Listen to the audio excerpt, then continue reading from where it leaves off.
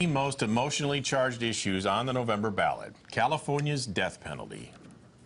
I wanted the death penalty because I believed it would make me feel better. I was told, this is your justice.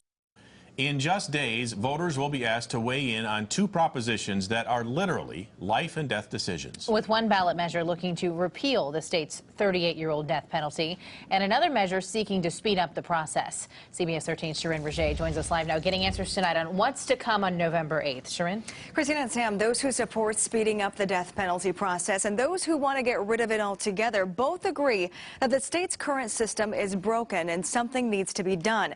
And tonight we wanted to break down Prop 62 and explain why its supporters want to get rid of the death penalty here in California. It was incredibly devastating. Dionne Wilson had to tell her 6-year-old daughter she will never see her daddy again.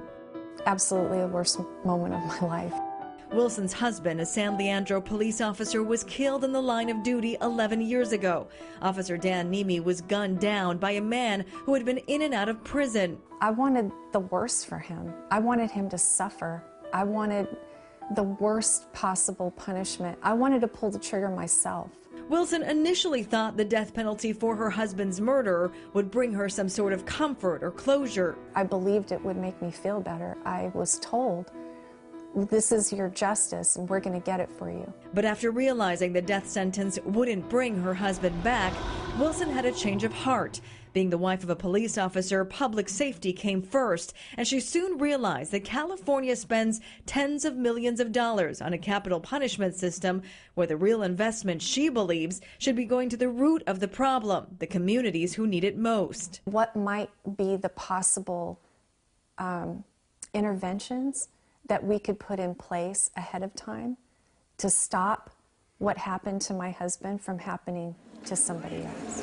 The death penalty in California does not work. It's a big failed government program that needs to go away. In 1978, El Dorado County's Ron Briggs and his family wrote and sponsored the ballot initiative that brought the death penalty back to California. You were part of the initial campaign for the death penalty. Why the shift now? We thought then that we would deliver justice and closure to people. We thought we'd save money, but instead we created a government program spending $150 million a year on just lawyers and criminals, and does nothing else. According to the California Department of Corrections and Rehabilitation, the total cost of a single execution is nearly $187,000. This includes training costs, the cost for the injection chemical, and law enforcement agencies needed for crowd control outside of San Quentin State Prison, the state's only death row for male inmates. Supporters of Prop 62 say that California taxpayers have spent $5 billion to put 13 people to death. They say it's cost the state 18 times more than life in prison without parole. So what does a yes vote on Proposition 62 mean? Well, it means no offenders could be sentenced to death by the state for first-degree murder. And the 749 people sitting on death row in California right now would be resentenced to life without the possibility of parole. The measure would also require all persons found guilty of murder to work while in state prison in order to pay debts to victims of the crime committed. According to the state's Legislative Analyst's Office, they estimate that this measure would reduce net state and local costs associated with murder trials, appellate litigation, and prisons by around $150 million annually. But it adds any potential cost savings would go to the state's general fund. To me, it's being smart with our investments. It's being proactive in stopping the creation of new victims.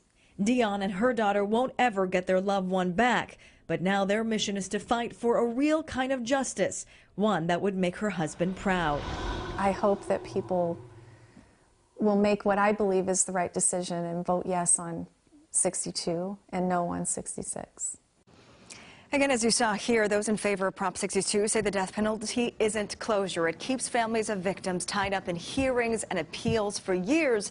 And if voters choose to get rid of the death penalty, it will take effect on January 1st. So if it goes the way she hopes and 62 passes and we get rid of the death penalty, Right. then they're going to be resentenced. So what does it cost to keep someone in prison then if they're going to be spending life in prison? And that's a good question, and that's the big argument here because, yes, we'll have to house these inmates and provide them health insurance, and the average cost of housing an inmate per year, according to the CDCR, is about $70,000. And on Thursday, by the way, we'll be breaking down Proposition 66 and why supporters of that proposition want to speed up the death penalty process. Such an interesting topic and very well put tonight. I really thought you spelled it out well for Okay. all of us. So we'll see what happens on election night once again, Absolutely. right? 3 weeks away. Sharon, thank you. And a reminder, you can find a simple explanation of all of the propositions on our website, cbs13.com.